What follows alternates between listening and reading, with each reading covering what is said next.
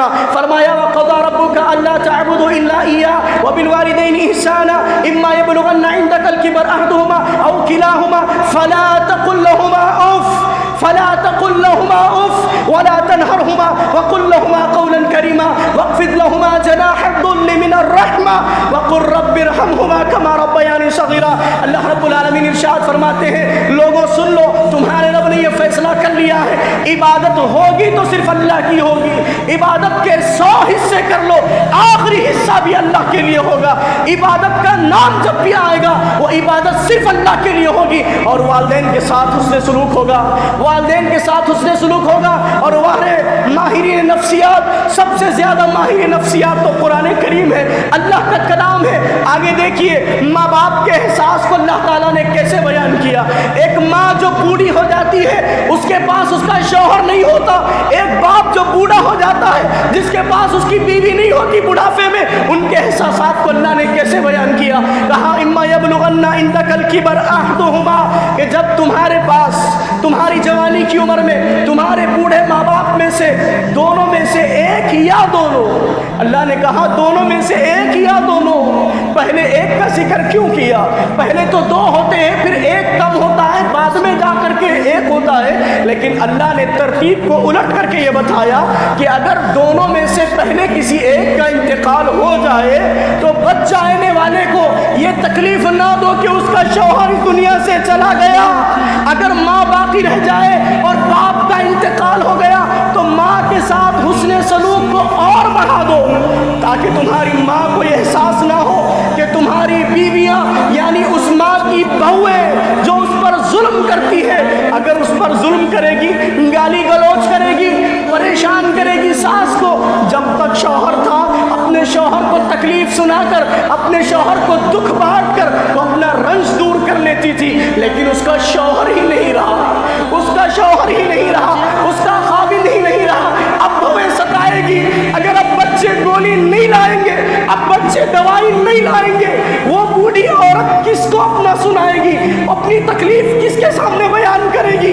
ایک ماں جس کے پاس اس کا شوہر نہیں رہتا، یا ایک باپ جس کے پاس اس کی بیوی نہیں رہتی، اس کے تعلق سے قرآن کہتا ہے اپنے حسن اخلاق کو بڑھا دو، اسے احساس ہونے نہ دو کہ اس کے پاس اس کا شوہر یا اس کی بیوی نہیں ہے، کیونکہ اس کے جذبات بہت بلند ہوتے ہیں. ایک تو ہڈیاں کمزور ہے، پیسہ نہیں ہوتا، ایک تو کمانے کی عمر نہیں ہوتی، طاقت نہیں ہوتی، سوال کرنے کی ہمت نہیں ہوتی.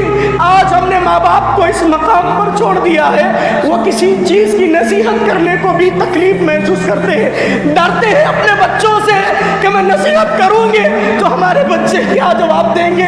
ماں باپ آج ڈرتے ہیں اپنے بچوں سے کچھ مانگنے کے لیے کہ بچے دیں گے کہ ہمیں جھڑک دیں گے. اس احساس کو قرآن کریم نے بیان کرتے ہوئے کہا وَقُلْ لَهُمَا قَوْلًا كَرِيمًا وَلَا تَقُلْ لَهُمَا اُفٍّ. اپنے ماں باپ کو بڑھاپے کی عمر میں اف تک نہ کہو. یہ اسلام ہے میرے بھائیوں، یہ قرآن ہے جو ماں باپ کے تعلق سے یہ پیغام دیتا ہے. ارے جھڑکنا تو دور کی بات، گھر سے نکالنا تو دور کی بات، اف تک نہ کہو، اف تک. یہ قرآن ہے میرے بھائیوں جو ماں باپ کے جذبات، اس کے احساسات کی قدر کرتا ہے. پیارے رسول نے یہ پیغام دیا، پیارے رسول نے یہ تعلیم دی کہ تم جب بچپن میں تھے تم نے 100 مرتبہ ایک ہی سوال اپنی ماں سے کیا، ماں یہ کیا ہے؟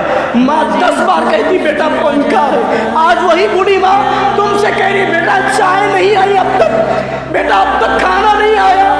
آپ جھڑک کر کے کہتے ہیں آ جائیں گے نا، خاموش بیٹھو. یہ درودات کیوں بدلے؟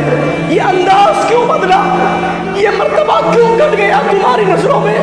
جب تک وہ جوان تھی تمہاری نظروں میں جو مرتبہ تھا تم دیکھتے نہیں کہ ان کا وقت ختم ہونے پہ ہے. کتنے ماں باپ ایسے نہیں ہیں، کتنی اولادیں ایسی نہیں ہیں جو اپنے ماں باپ کی گھٹتی عمر کو دیکھ رہے ہیں، دھیرے دھیرے وہ بڑھاپے کی عمر کو پہنچ رہے ہیں. کیا تمہیں رحم نہیں آتا اپنے ماں باپ پر؟ کیوں بدسلوکی ان کے ساتھ کرتے ہو؟ کیوں ان کے فیصلوں کو تسلیم نہیں کرتے؟ کیوں ان کی رہنمائی کو قبول نہیں کرتے ہو؟ اپنے ماں باپ کے ساتھ حسن سلوک کرو. یہی اسلام حکم دیتا ہے کہ ماں باپ کے ساتھ نافرمانی تو دور کی بات ہے، وَلَا تَقُلْ لَهُمَا اُف، اس اف کے مرحلے کو یاد رکھو۔ یہ جو جذبات میں ہماری زبانوں سے نکلتا ہے اسی کو کہتے ہیں اف، یہ تک کہنا ماں باپ کے ساتھ حرام ہے۔